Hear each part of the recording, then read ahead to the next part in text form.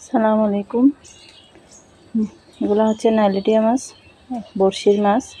এগুলো আমার ছোটো ভাই আমার জন্য পাঠাইছে। তো ওগুলো আমি ফ্রাই করে রান্না করতেছি।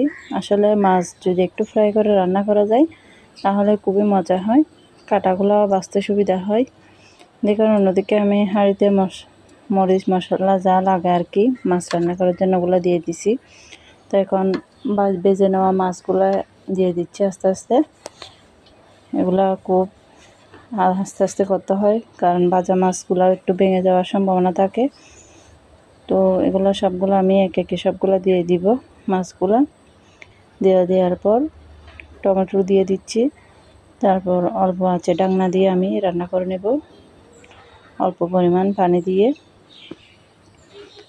দেখেন কত সুন্দর হচ্ছে, মাশাআল্লাহ। রান্না প্রায় শেষের দিকে। দেখেন এখন আমার রান্না হয়ে গেছে। এখন ধনিয়া পাতা দিয়ে দিচ্ছি।